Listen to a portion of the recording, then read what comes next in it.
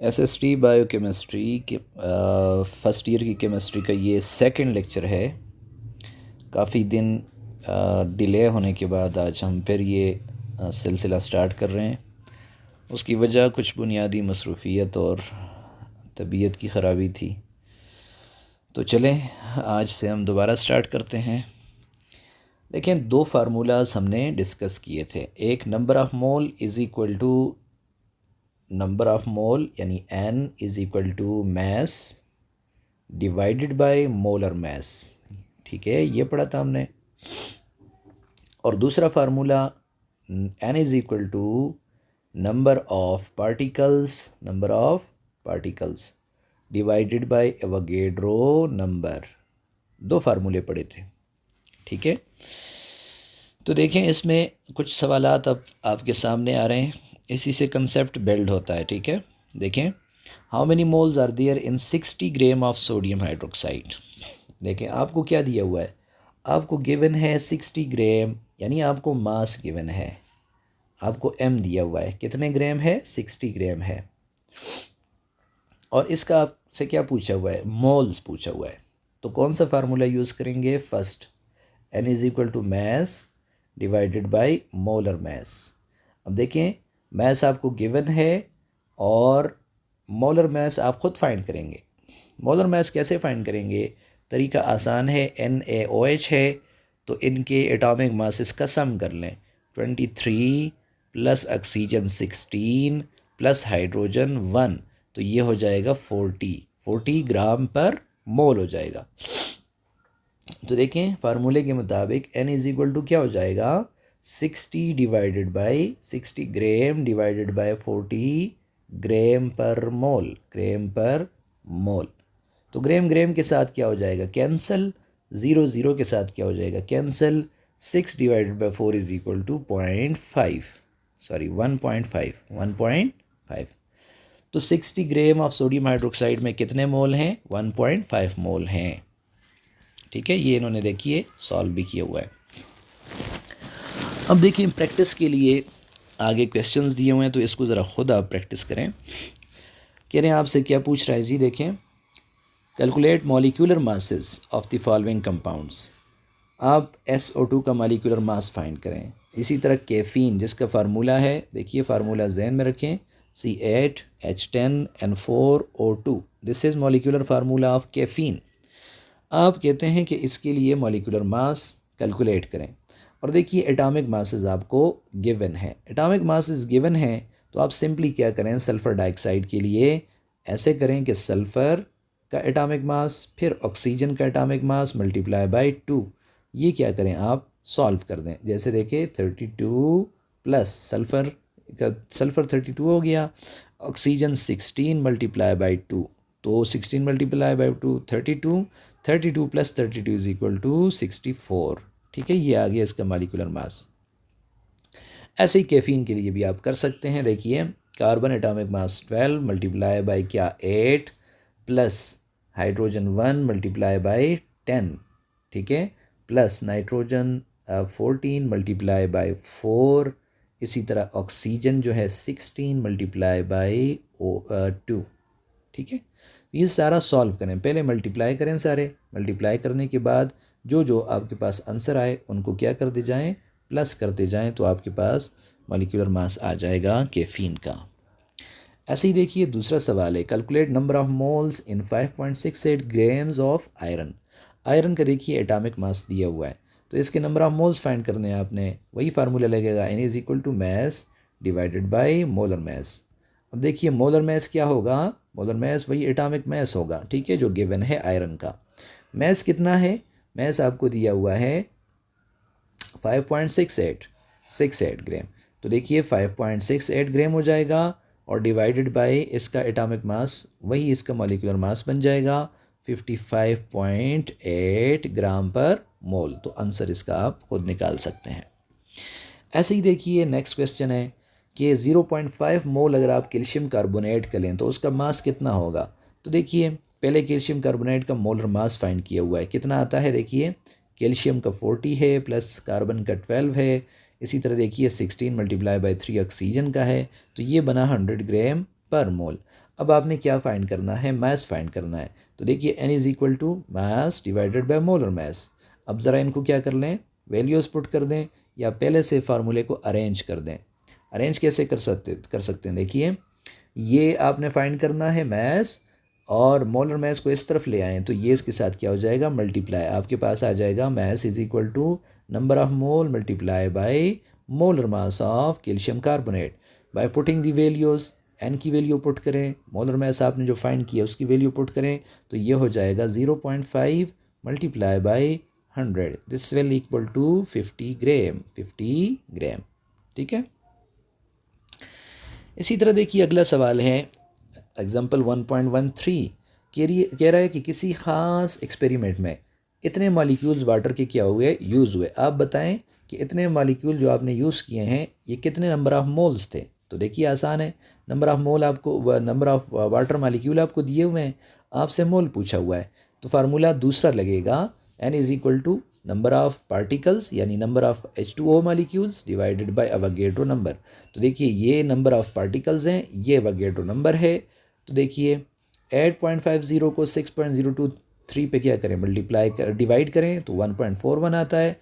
और ऊपर देखिए 10⁻⁻25 है, नीचे 10⁻⁻23 है। ऊपर लेके जाएं तो देखिए क्या हो जाएगा, 10⁻⁻25 मल्टीप्लाई बाय 10⁻⁻23। बेसिस सेम हैं तो पावरें क्या हो जाती हैं, ऐड हो जाती हैं। तो 25 माइनस 23 इज इक्वल टू 10⁻² मोल, ऐसे आ जाएगा।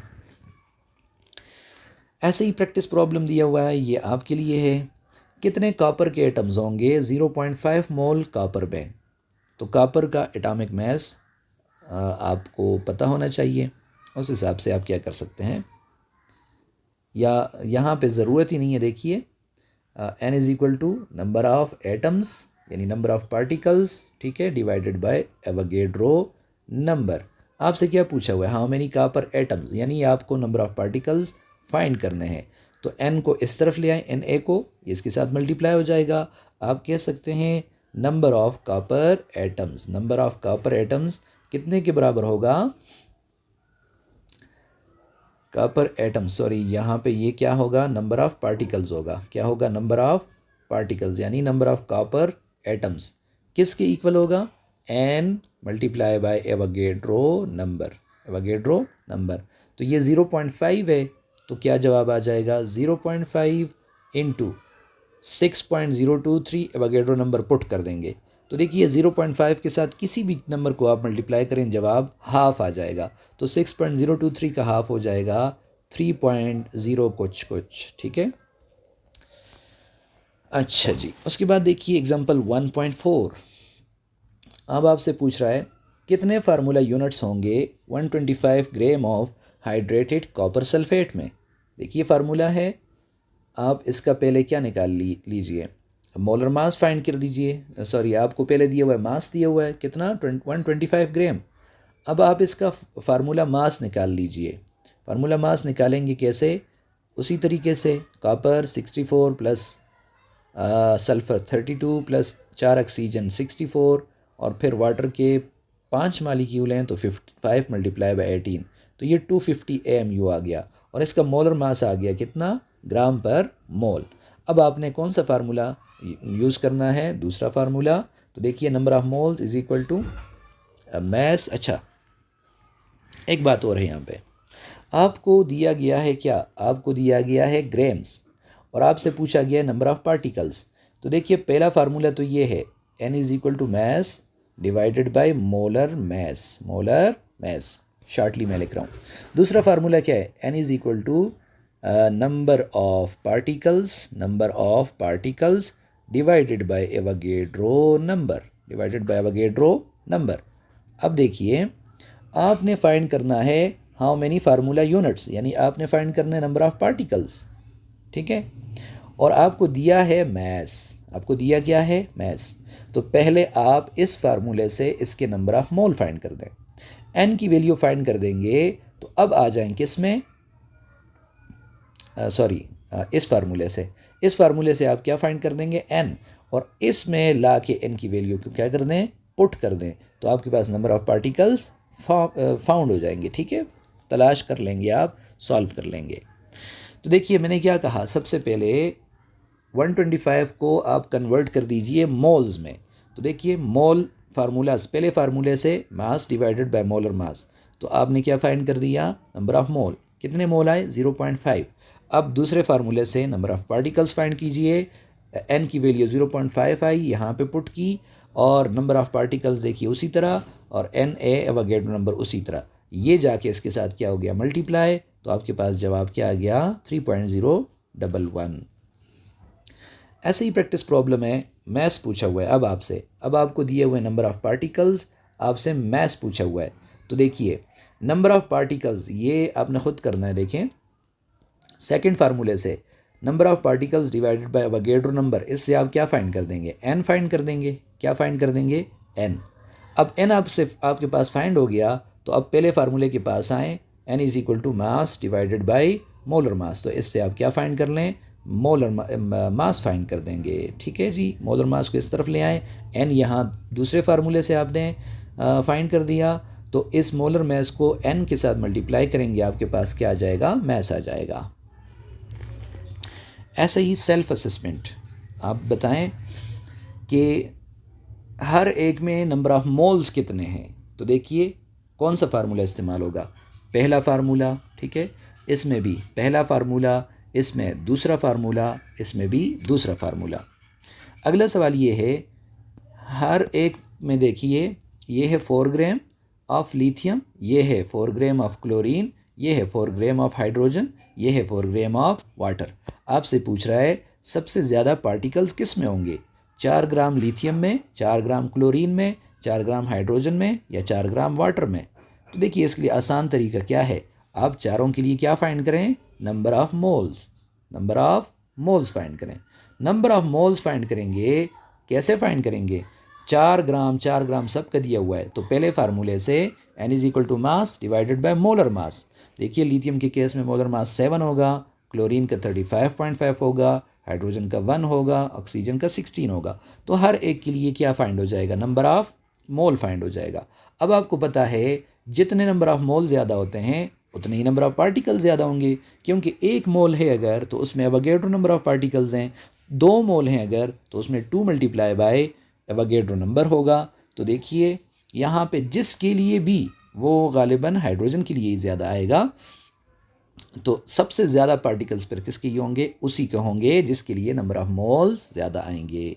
ठीक है, अगर आपने कंसेप्ट बिल्ड करना है तो लाजमी आप इसको खुद सॉल्व करें।